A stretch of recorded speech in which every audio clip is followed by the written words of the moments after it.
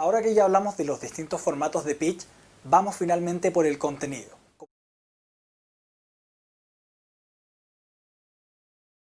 Como te mencionaba, independiente de la instancia que sea, un pitch siempre va a tener la misma estructura.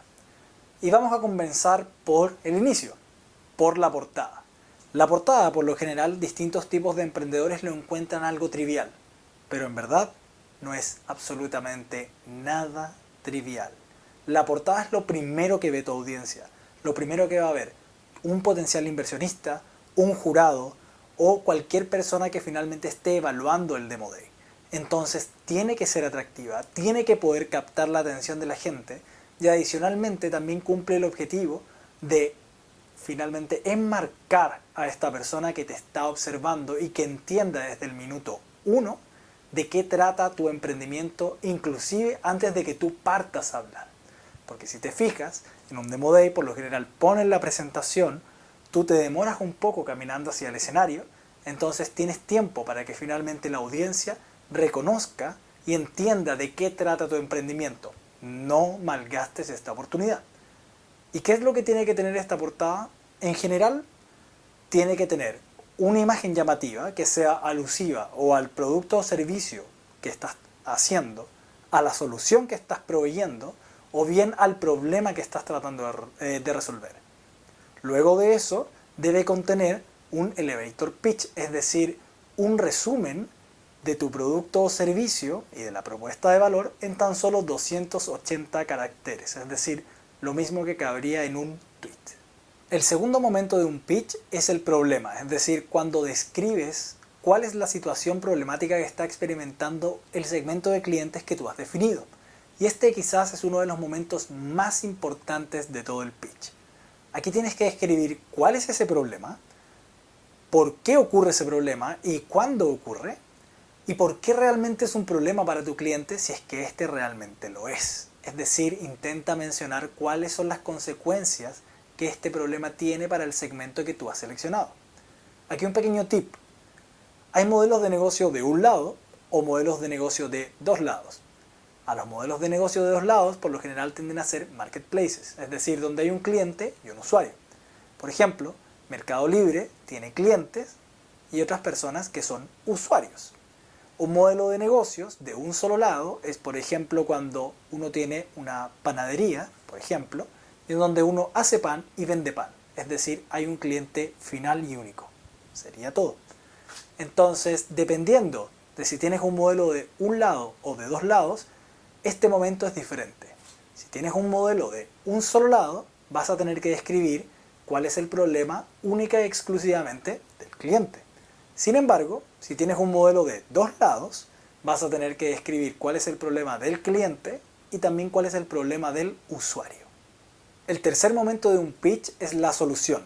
Y esto finalmente es una combinación de dos cosas. En primer lugar, aquí es donde describes cuál es la propuesta de valor del negocio, es decir, cómo actualmente tu producto o servicio resuelve el problema específico que describiste en el segundo momento.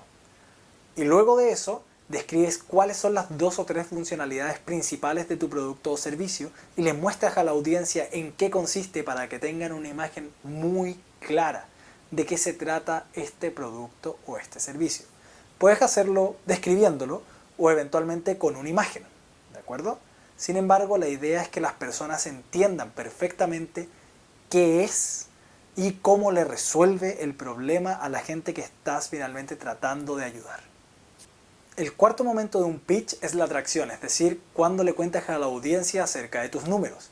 Lo que la audiencia más quiere oír y lo que tú, por ende, debes tratar de mostrarle de manera súper simple es cuánto han crecido tus ingresos.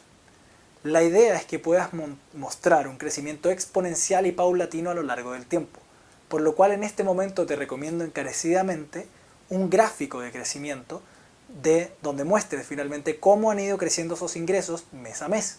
Puedes hacerlo en los últimos 12 meses, 6 meses, o si eventualmente tienes un poco menos de vida, puedes finalmente ingeniártela con menos meses o inclusive también con semanas de vida. La idea es mostrar que esto ha sido un crecimiento totalmente exponencial y se vea una curva de crecimiento atractiva. Con respecto a la atracción, debes tener en consideración lo siguiente, y con esto te invito a ser un poco ambicioso. Las mejores startups de Y Combinator, es decir, las buenas en verdad, crecen entre un 5 a un 10% mensual. Las buenas un 5, las extremadamente buenas un 10. O sea que pueden crecer un 200, inclusive hasta un 500% anual, sostenido por varios años. Entonces, cuando pienses en hacer una startup y pienses en crecer, ojalá tengas esta ambición en la cabeza de poder crecer a ese ritmo y mostrarle ese crecimiento a la audiencia. Realmente les encanta y es lo que todos esperan ver. Ahora, obviamente, Y Combinator es la mejor aceleradora del mundo y estamos hablando de las mejores startups del batch. Es decir, conseguir esos crecimientos es muy difícil. Sin embargo, me parece súper interesante y un buen ejercicio el poder saber, uno, cuál es el crecimiento de una buena startup y tener eso también como meta, para que puedan crecer y lograr finalmente algo que pueda impactar nacional, regional y globalmente. Ahora también, si es que tienen más tracción, pueden mostrarla, es decir, si ustedes tienen algunos KPIs propios de la empresa u otros KPIs que pueden ser quizás genéricos para cualquier startup, pues muéstrenlos. A la gente les encantan las métricas. Solamente ojo con las métricas vanidosas. Las métricas vanidosas son aquellas que en verdad no importan ni afectan el crecimiento y la gente tampoco quiere ver. Como por ejemplo, cuántos fans tienen en el fanpage de Facebook, cuántos seguidores tienen en Instagram. Eso en verdad no significa absolutamente nada, porque no necesariamente los 1 millón de seguidores que tienen en Instagram se van a transformar necesariamente en clientes. Entonces, lo que espera la audiencia no es escuchar de esas métricas vanidosas, sino que espera escuchar acerca de tu crecimiento real. El quinto momento es el modelo de negocios. Esto es finalmente qué vendes y a cuánto lo vendes, es decir, cómo haces dinero. Tienen que ser muy específicos, muy concretos y que esto realmente sea súper fácil de entender a la audiencia. Esto no requiere gráficos ni tampoco requiere que muestren los márgenes del negocio ni nada por el estilo. Tan solo es qué venden y a cuánto lo venden. Puede ser perfectamente mi producto cuesta X, como también por ejemplo puede ser yo gano un 10% por transacción o cobro un fee fijo o X modelo de negocio que ustedes tengan, pero tiene que ser preciso, conciso y que la audiencia pueda entenderlo fácilmente e inclusive pueda replicarlo luego en una conversación posterior con otras personas. El siguiente momento es el tamaño de mercado y representa cuán grande es la oportunidad que tiene este negocio y por ende tiende a ser muy atractivo para inversionistas quienes lo analizan muy detalladamente para saber si es que es una oportunidad para ellos o no. Una estrategia para poder calcularlo es entender qué es el TAM, el SAM y el SOM. El TAM básicamente es el mercado total, es decir, cuán grande es nuestro universo y representa el total de ingresos que se puede facturar en un año si es que alcanzásemos a todo este universo.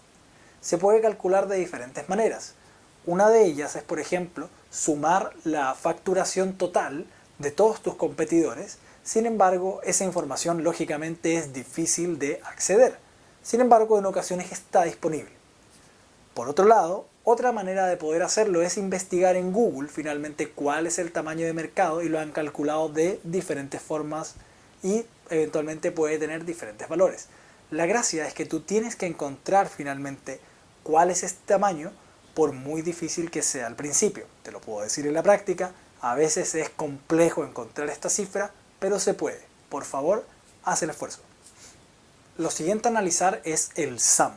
Y el SAM básicamente es el mercado que nosotros somos capaces de atender. Entonces, el SAM representa el mercado disponible o el volumen de mercado que somos capaces de atender con el modelo de negocios que nosotros tenemos actualmente.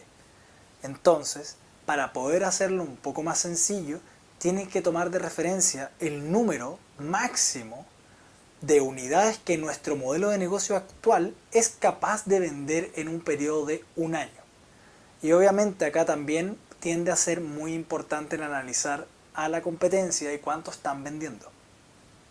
Por último se encuentra el SOM. El SOM es el mercado que nosotros efectivamente podemos conseguir y nos sirve para cuantificar cuál es el tamaño de mercado o a la cantidad de clientes que nosotros podemos acceder en el corto y mediano plazo de acuerdo a los recursos que nosotros vamos a invertir para poder alcanzarlos. Aquí hay que ser muy realista y muy basado finalmente también en el análisis financiero y de marketing que ustedes tienen. Es decir, un ejemplo práctico sería, ok, cuento con $20.000. ¿A cuántas personas puedo alcanzar con esos $20.000? Y ahí hay que tener claro los Unit Economics, que lo podremos ver eventualmente en otro curso, en donde es ideal saber cuál es el costo de adquisición por cliente. Si tú sabes cuál es el costo de adquisición por cliente y lo divides básicamente por el capital que efectivamente tienes para gastar para alcanzar a esta gente, vas a poder saber cuál es el SOM. El séptimo momento de un pitch es cuando tú describes a la competencia. Y aquí un tip. Nunca digas que no tienes competencia ni sustitutos, porque en un Demo Day o en cualquier otra instancia, este por lo general tiende a ser un hito de descarte. Es decir, si tú dices eso, simplemente la gente va a decir, este tipo finalmente no conoce su mercado, no conoce quiénes son los jugadores principales, o quizás inclusive hasta es un emprendedor novato. O también puede ser que es un emprendedor o emprendedora que está un poco más cerrado y que está absolutamente enamorado de su idea de negocio y no está queriendo ver más allá. Ambas cosas son igualmente descartables. Entonces, de verdad, un tip, no lo digas.